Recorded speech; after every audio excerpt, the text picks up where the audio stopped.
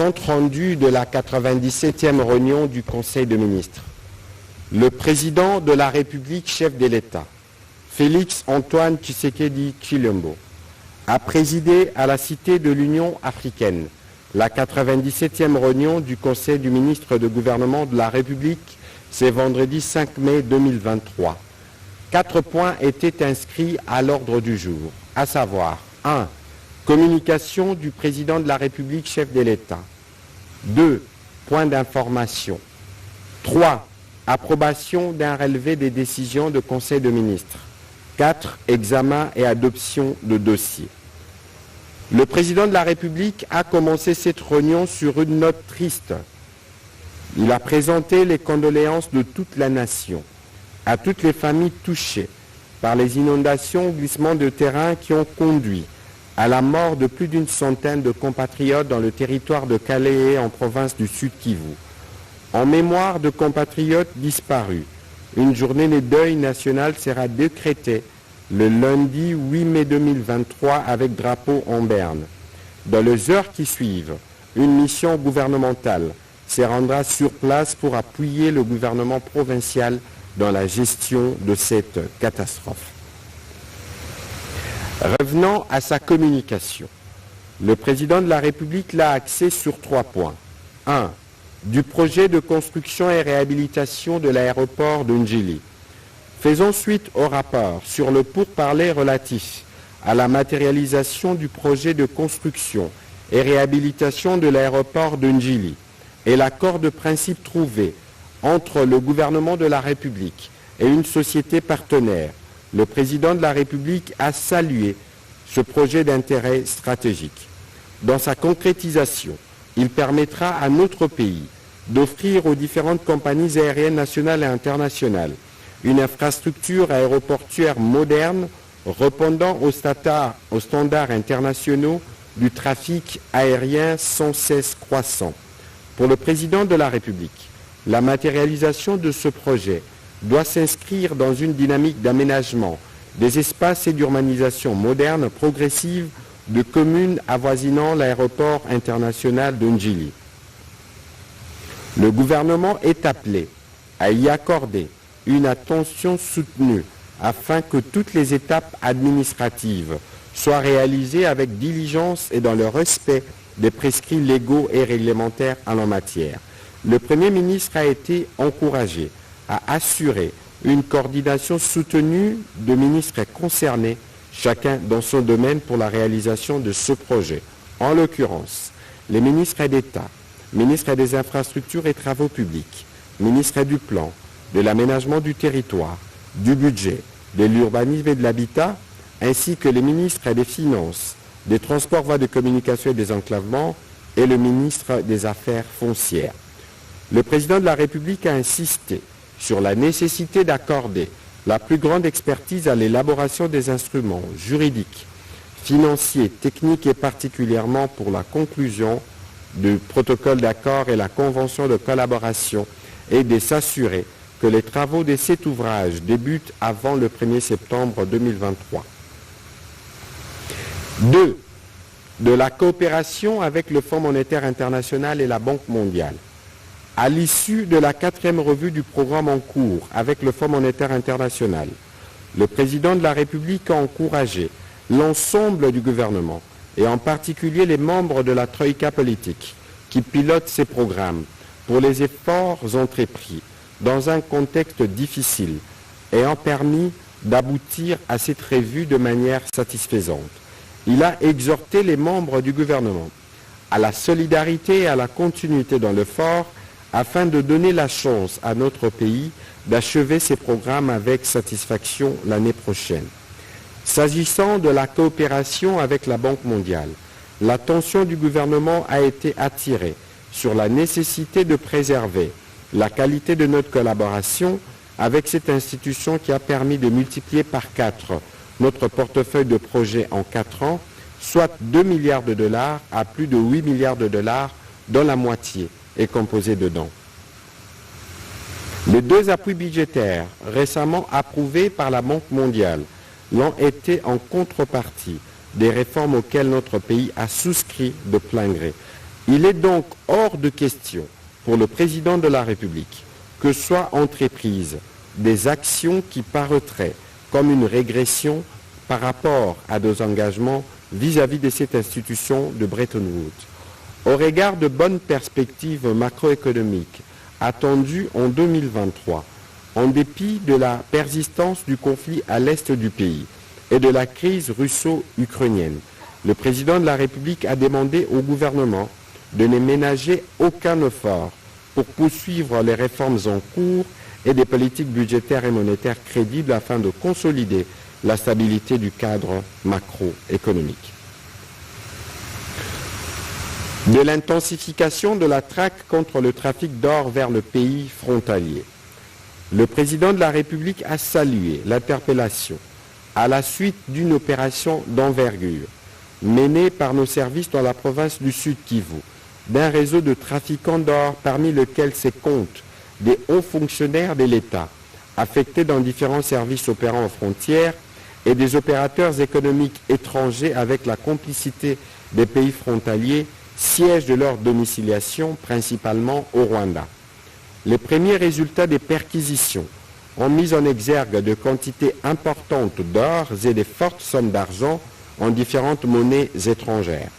Quoique les enquêtes sur le blanchiment des capitaux et le financement du terrorisme ainsi que sur l'exploitation et l'exportation illégale de l'or dans la province du Sud Kivu se poursuivent, le président de la République a tenu à condamner le rôle néfaste que jouent les dépositaires des prérogatives de la puissance publique dans la pérennisation de la guerre à l'Est lorsqu'ils abusent de leur position. En vue de mener efficacement cette lutte contre le trafic d'or, la ministre des Mines a été chargée de mener activement une campagne de communication sur la détermination du gouvernement dans la lutte contre le trafic d'or et les risques encourus par tout individu, service administratif ou institution qui se livre à cette forme de trahison de la nation. Quant à la ministre d'État, ministre de la Justice et garde des Sceaux, et au ministre des Finances, ils ont été appelés à s'entourer des compétences de la cellule nationale de renseignement financier CNRF, de l'inspection générale de finances IGF et de la Commission nationale de lutte contre la fraude minière pour joindre leurs expertises avérées dans cette lutte. Le président de la République en a appelé à la vigilance collective de la population pour lutter contre ces fléaux. À la suite de la communication du président de la République, le Premier ministre chef du gouvernement a axé sa communication autour de 3 points principaux. Premièrement, la poursuite du programme des réhabilitations et des constructions des infrastructures universitaires. Il a rappelé que la première phase de ce vaste chantier concernait notamment l'Université de Kinshasa, l'Université pédagogique nationale, l'Institut national des bâtiments et des travaux publics, l'Université de Mbuji-Mayi, l'Université de Kananga, l'Université de Bunia et d'autres encore prochainement. Après l'Université de Kinshasa, le président de la République a procédé le mercredi 3 mai 2023, exactement 2 ans après sa ferme promesse, à l'inauguration de la première phase des ouvrages construits et réhabilités à l'Université pédagogique nationale, la réhabilitation par le gouvernement de 2 homes des étudiants désertés depuis 2012, qui intervient après 60 ans depuis que cette première université officielle de l'État congolais fut construite. Dans la même dynamique, dans le cadre de la coopération sino-congolaise, à la fin de cette année, sera inauguré le centre culturel et artistique pour l'Afrique centrale qui abritera l'Institut national des arts. Le Premier ministre chef du gouvernement a félicité le président de la République pour sa vision pour un Congo grand et moderne et qui se matérialise chaque jour. En deuxième lieu, la communication du Premier ministre a porté sur les secteurs de la formation professionnelle et des métiers. À ce sujet, il a encouragé les efforts de rationalisation d'une nouvelle approche post-crise proposée par le ministère de la formation professionnelle et métiers visant la transition de l'économie informelle vers le modèle formel. Tous ces efforts, a-t-il rappelé, s'inscrivent dans l'action gouvernementale dans ses axes 46 et 47, visant notamment la création des centres de formation professionnelle et d'apprentissage à travers toute l'étendue du territoire national, en vue de générer des emplois formels à travers les coopératives et les associations de producteurs. Le Premier ministre a axé son dernier point en informant le Conseil de la tenue de la réunion interministérielle le 4 mai 2023 pour les préparatifs de la session prochaine de l'examen d'État. Conscient de l'importance que revêt cet examen national et en vue de garantir un climat serein durant les épreuves, il a rassuré que le gouvernement de la République poursuit des efforts pour tenir les engagements pris avec les syndicats du sous-secteur dans les cadres des différents accords, notamment l'accord de Bibois, tel que réévalué à Mbola. Le Premier ministre a souhaité enfin bonne chance à plus d'1 million de jeunes finalistes du secondaire qui démarrent, finalistes du primaire plutôt, finalistes du secondaire, qui démarrent les épreuves préliminaires des examens d'État le lundi 8 mai 2023. Parmi ces finalistes, l'on compte 409 478 filles, soit un accroissement notable qui dénote de l'inclusion du genre dans la dynamique du développement de notre pays. Abordant le deuxième chapitre du Conseil de ministres de ce jour, relatif au point d'information, le vice-premier ministre, ministre de l'Intérieur, Sécurité et Affaires coutumières, a présenté au Conseil l'état du territoire national. Il a indiqué que l'état d'esprit de la population a été marqué cette semaine par la satisfaction d'une grande partie de l'opinion politique nationale consécutive à la mobilisation observée à l'occasion de la sortie officielle de la plateforme politique Union sacrée de la Nation. L'attente de la population sur l'issue de la réunion du mécanisme régional du suivi de l'accord cadre pour la paix, la sécurité et la coopération sur l'insécurité à l'est de la République démocratique du Congo, prévue à Bujumbura ce 6 mai 2023. Évoquant quelques aspects dans les volets sécuritaires, le vice-premier ministre, ministre de l'Intérieur, a mis l'accent sur la persistance des affrontements entre les communautés Mbole et Lengola dans les villages Lula, Ngene, Lokata, Bego et Otobio dans la province de la Chopo, occasionnant plusieurs pertes en vies humaines et de nombreux blessés, dont quelques éléments des forces de défense et de sécurité, mais aussi plusieurs déplacés dans la commune de Lubunga en ville de Kisangani. De mesures conservatoires ont été prises et il s'observe une certaine accalmie pour le moment. Une mission conjointe de cadre du ministère de l'Intérieur et des élus du peuple est envisagée afin de rétablir l'ordre public et la paix sociale. Dans les volets politiques, il est observé ces derniers jours des situations d'intolérance entre partis politiques, principalement dans les provinces de l'Équateur, du Haut-Katanga et du Sankuru. Les dirigeants politiques sont invités à éduquer civiquement leurs militants pour que le parti politique ne se transforme pas en un espace d'affrontement sans fondement, a conclu le vice-premier ministre, ministre de l'Intérieur. Complétant le vice-premier ministre, ministre de l'Intérieur dans les volets sécuritaires, le vice-premier ministre, ministre de la Défense nationale, est revenu quant à lui sur la situation opérationnelle à l'est de la République démocratique du Congo qui demeure préoccupante, principalement dans les territoires d'Irumu, Mambasa, Beni, Masisi Rutshuru et Nyiragongo. Il a indiqué que les RDF M23 renforcent leur présence massive dans certaines localités du territoire congolais. Par ailleurs, des nouveaux renforts en provenance du Rwanda continuent d'arriver par différents points frontaliers, dont Kabwanga et le parc national de Virunga. 3 hélicoptères RDF ont effectué plusieurs rotations à Tchanzu. Le vice-premier ministre, ministre de la Défense nationale et ancien combattant, a présenté tous les tableaux liés aux opérations militaires sur le terrain en mettant l'accent sur les zones perturbées par la coalition des terroristes RDF M23.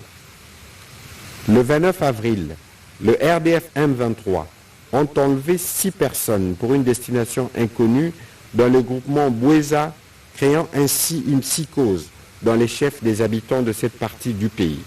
Il est important de noter que les éléments RDF M23 se déguisent ces jours-ci en milices d'autodéfense dans plusieurs localités qui prétendent avoir cédé à la force régionale. Il s'agit notamment de Kibumba, Bishusha, Kizimba, Kibarizo, Burungu, Usumba, Nyange, Kachura, Bigogwe et Kibachiro.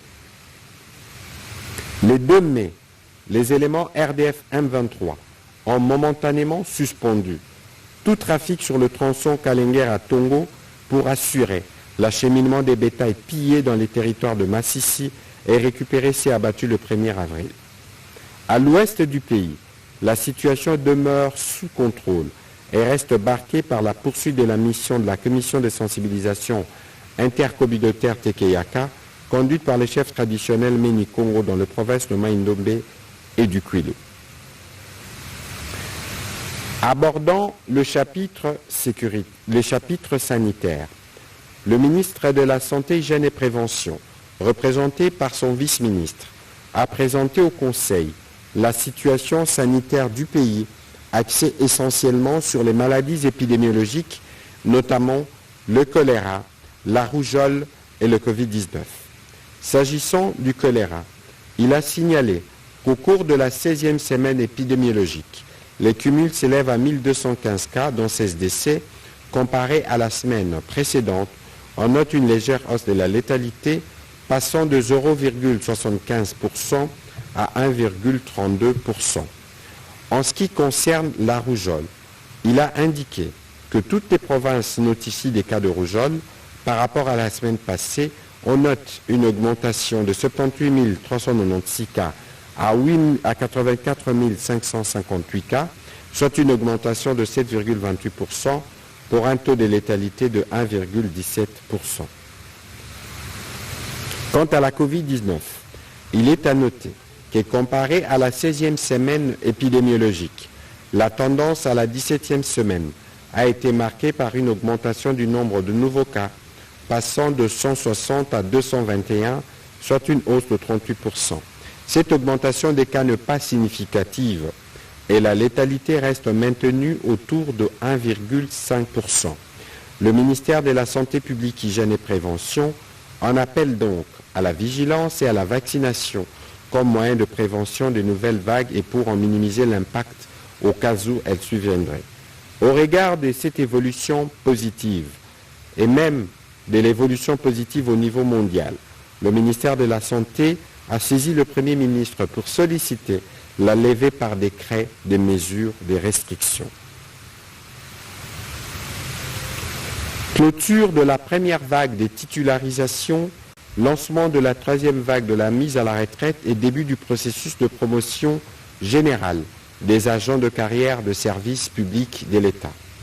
Le vice-premier ministre, ministre de la fonction publique, modernisation de l'administration et innovation du service public, a présenté au Conseil sa note d'information qu'il a axée sur 3 volets. Le premier volet a porté sur la clôture de la première vague de titularisation des agents de carrière de service public de l'État au grade des directeurs, chefs des divisions et chefs de bureau. Il est question ici de régulariser par des actes de nomination la situation administrative des agents qui, depuis plusieurs années, exercent à titre intérimaire des fonctions supérieures au grade dont ils sont revêtus statutairement. Sur un effectif de 13 859 agents proposés par 48 services publics, le processus actuel concernera 10 160 agents dont les dossiers administratifs ont finalement été validés par la commission des certifications relevant des administrations centrales que provinciales. Les séances de validation des listes d'agents éligibles à la titularisation ont été sanctionnées par des procès-verbaux dûment signés par les membres du service sectoriel concerné et les membres de la commission instituée à cet effet. Et les différents actes de titularisation sont soumis à la sanction respective du président de la République et du Premier ministre. Dans un second volet, les membres du Conseil ont été entretenus à propos de la fluidification des départs à la retraite des agents voulus dignes, honorables et humaines par le président de la République, dépositaire de l'avenir de la nation. À la suite des 2 premières vagues qui ont conduit en 2022 à la mise à la retraite de près de 11 000 cadres et agents concernés, basculés dorénavant à la Caisse nationale des sécurités sociales des agents publics pour une prise en charge de leurs pensions mensuelles, l'ambition nourrie est celle d'atteindre 30 000 départs en 2023 et 50 000 en 2024. Si le budget 2023 ne prévoit que le paiement des indemnités de fin de carrière de 10 000 agents, d'autres moyens de mobilisation des financements sont envisagés pour couvrir le gap de cette programmation annuelle. Enfin, le dernier volet a concerné les débuts du processus de promotion générale des agents de carrière de service public de l'État.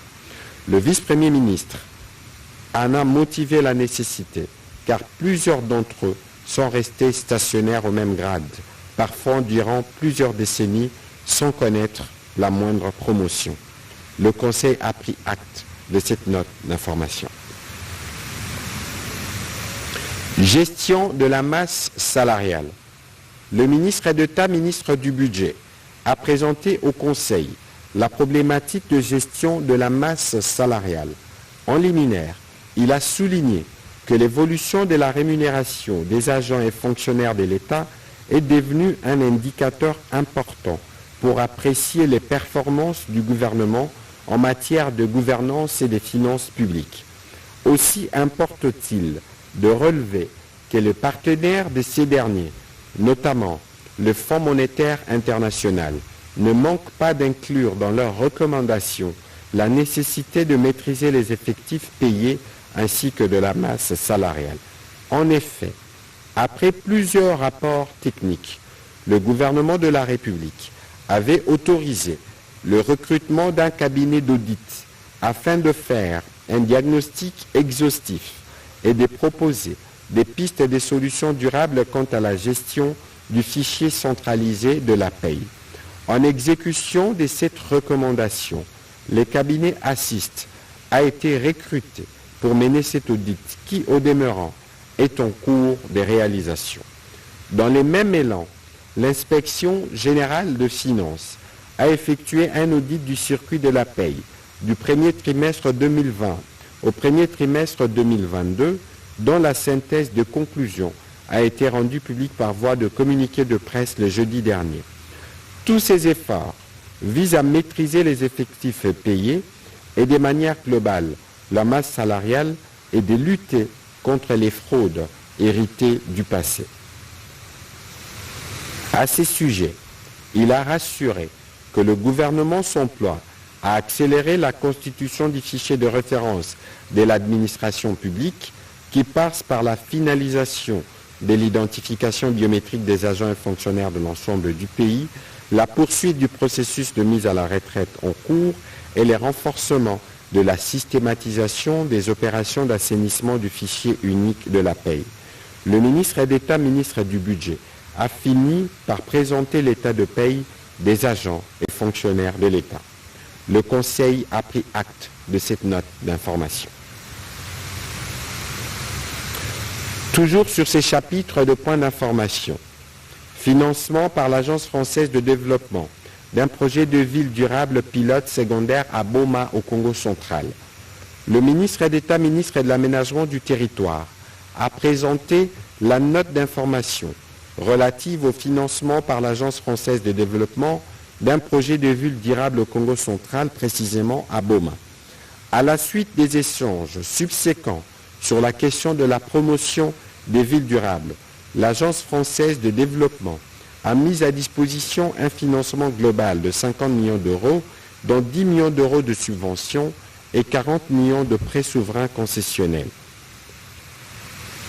Le ministre d'État, ministre de l'Aménagement du territoire, a souligné que ce projet aura comme ville pilote Boma, au regard de son caractère symbolique d'ancienne capitale de la République démocratique du Congo et de son accessibilité. Les axes prioritaires du projet seront approfondis à l'issue de l'étude des faisabilités dont les termes de référence seront élaborés en étroite collaboration avec l'Agence nationale de l'aménagement du territoire ANAT. Le Conseil a pris acte de cette note d'information. Quatrième revue du programme avec le Fonds monétaire international et financement de certains projets liés aux infrastructures. Au terme de 2 semaines d'échanges, la mission du Fonds monétaire international et la partie gouvernementale ont clôturé le cadrage macroéconomique, fixé les cibles du programme pour l'année 2023 et discuté des mesures de réforme à mettre en œuvre pour permettre à la République démocratique du Congo d'accéder au nouveau fonds de résilience et de durabilité. Le ministre des Finances a fait le point de ces différentes réunions au Conseil de ministres. Un accord au niveau des services a donc été obtenu.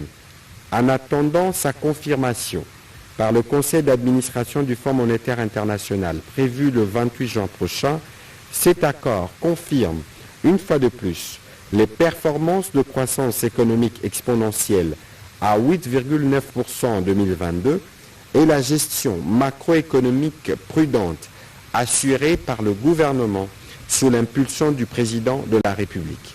Il donnera lieu à un 5e décaissement de plus de 200 millions de dollars américains d'appui à la balance de paiement. S'agissant de perspectives pour 2023, une attention particulière a été portée sur l'accélération des dépenses dans un contexte préélectoral et des conflits armés à l'est du territoire. Cette situation exige une meilleure hiérarchisation des dépenses, la révision à la baisse des dépenses en biens et services et le maintien d'une masse salariale au niveau prévu dans le budget en vue de soutenir l'investissement et réduire les pressions inflationnistes. Le gouvernement procédera également à une stricte limitation des paiements en espèces au guichet de la Banque centrale du Congo, laquelle est également soumise au plafond de 10 000 dollars américains par retrait conformément à la loi. Enfin, le gouvernement accélérera la réforme de la fonction publique en vue de la maîtrise de la masse salariale, la mise en œuvre du cadre de lutte contre la corruption et les blanchiments de capitaux et les financements du terrorisme. Les discussions à rapport avec l'accès de la République démocratique du Congo au Fonds des résiliences et des durabilités se poursuivront en vue d'une conclusion rapide. Le ministre des Finances a également présenté sur un autre registre l'état d'avancement des travaux de construction du centre financier de Kinshasa, du centre de congrès de Kinshasa et du siège de l'Office de route, projet couvert par le contrat EPC plus finance avec une entreprise turque. Les coûts total de projet se chiffrent à 290 millions de dollars américains pour environ 150 000 mètres carrés de surface, soit un coût moyen de 1 900 dollars par mètre carré, incluant la construction, l'équipement et l'ameublement. Les montants préfinancés par les constructeurs ont déjà été partiellement remboursés en concurrence de 110 millions de dollars. Le ministère des Finances a négocié un financement de 157 millions de dollars, dont 125 millions de dollars auprès de la Trade Development Bank et 30 millions de dollars auprès de Frontera Capital Group Limited. Ces financements à caractère commercial n'enfreignent pas les clauses du programme économique du gouvernement avec le Fonds monétaire international et n'affectent pas non plus la viabilité de la dette publique de la République démocratique du Congo au regard des indicateurs d'endettement à fin 2022 qui chiffrent le ratio d'endettement dette PIB à 17%. Le Conseil a pris acte de cette note d'information. 2 notes d'information du secteur des transports, voies des communications et désenclavement. Le ministre des Transports, voies des communications et désenclavement, a présenté au Conseil 2 notes d'information. La première est relative à la signature par la République démocratique du Congo de la charte de l'Organisation de la sécurité de l'aviation de la Communauté de développement de l'Afrique australe SASO. Il s'agit d'une organisation spécialisée et autonome de la SADC, née sur recommandation de l'Organisation de l'aviation civile internationale, celle de voir assurer plus efficacement la supervision aérienne à l'échelle régionale à travers de moyens viables. La signature de sa charte par notre pays permet d'avoir accès à ces cadres de mutualisation qui offrent une assistance conformément à la Convention de Chicago relative à l'aviation civile et qui permettra de renforcer nos actions pour sortir de la liste noire de l'Union européenne. À ce jour, il faut rappeler des progrès constants et considérables de la République démocratique du Congo, passant de 11,4% en 2006 pour atteindre aujourd'hui un niveau de 66,52% au terme du dernier audit de l'OACI mené en février 2023. La deuxième note d'information a porté sur le projet de chemin de fer électrifié à écartement standard section Bujumbura-Gitega-Uvira-Kindu. Ce projet fait partie d'un programme de développement conjoint entre les trois pays, la République unie de Tanzanie, la République du Burundi et la République démocratique du Congo.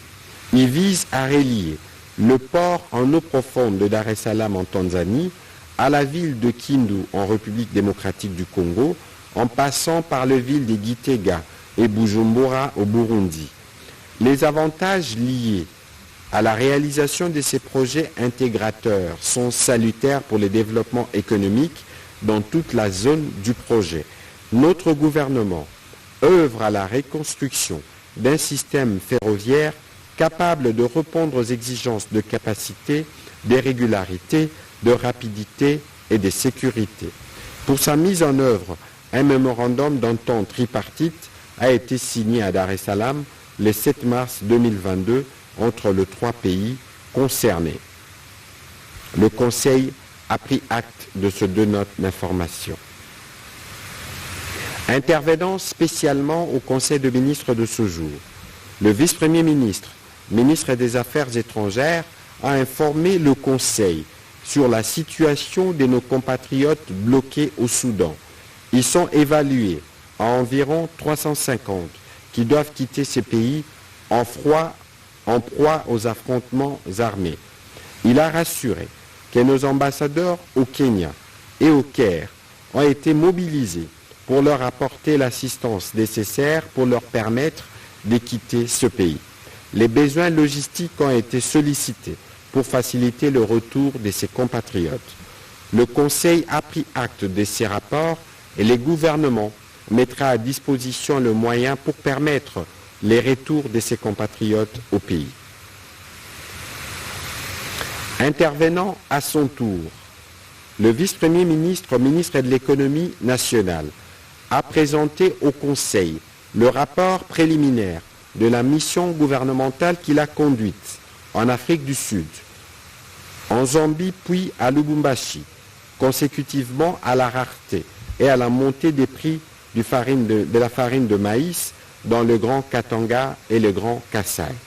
Dans le but de garantir à l'immédiat l'approvisionnement sur le marché local, une réunion d'urgence de la Commission économique et financière du gouvernement élargie se tiendra ce samedi 6 mai 2023 pour examiner les détails du rapport et proposer les mesures idoines à prendre pour, d'une part, répondre aux besoins d'approvisionnement pressants et, d'autre part, d'accroître la production locale, solution durable sur la problématique d'approvisionnement en maïs dans le Grand Kasaï et dans le Grand Katanga.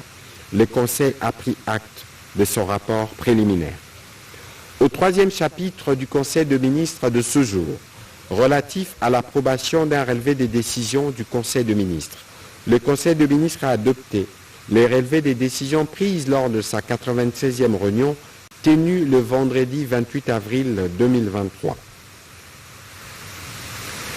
Au dernier chapitre du Conseil de ministres de ce jour, relatif à l'examen et à l'adoption d'un texte, le ministre des Droits humains a soumis au Conseil pour examen et adoption le projet de décret modifiant et complétant le décret numéro 22/38 du 6 décembre 2022 fixant les statuts d'un établissement public dénommé Fonds national des réparations des victimes de violences sexuelles liées aux conflits et d'autres crimes contre la paix et la sécurité de l'humanité en République démocratique du Congo, FONAREV. En effet, dans le cadre de sa vision de restaurer la paix et la cohésion nationale, le président de la République, chef de l'État, a engagé les pays dans un processus d'implémentation de la justice transitionnelle et dont un volet important porte sur les réparations en faveur des victimes de toutes les atrocités ainsi que leurs ayants droit. Il est apparu nécessaire et urgent d'instituer un fonds des réparations des victimes des conflits armés en tant que structure nationale permanente conçue sur les modèles préconisés par la politique de justice transitionnelle de l'Union africaine en vue de booster la solidarité nationale et internationale et de canaliser ainsi les ressources financières nécessaires aux réparations des victimes ou de leurs dépendants, a motivé le ministre des Droits humains. À cet effet, le 6 décembre 2022, les décrets fixant les statuts d'un établissement public dénommé Fonds national de réparation des victimes de violences sexuelles liées aux conflits et d'autres crimes contre la paix et la sécurité a été signé après son adoption au Conseil des ministres. Le 26 décembre 2022, les chefs de l'État a promulgué la loi numéro 22/65 du 26 décembre 2022 portant principes fondamentaux relatifs à la protection et à la réparation des victimes de violences sexuelles liées au conflit et des victimes de crimes contre la paix et la sécurité de l'humanité. L'article 21 de la loi sus-évoquée dispose qu'il est institué un fonds chargé d'appui à l'accès à la justice, à la réparation, à l'autonomisation et au relèvement communautaire des victimes et de leurs ayants droit. Les décrets numéro 22/38 du 6 décembre 2022 fixant les statuts du FONAREV ayant été adoptés avant la promulgation de la loi numéro 22/65 du 26 décembre 2022 susmentionné, il a été jugé nécessaire de le rendre conforme à la dite loi. Et c'est cette raison principale qui justifie sa modification. Après débat et délibération, le Conseil a adopté ce projet de décret. Commencé à 13h55, la réunion du Conseil des ministres a pris fin à 19h33. Je vous remercie.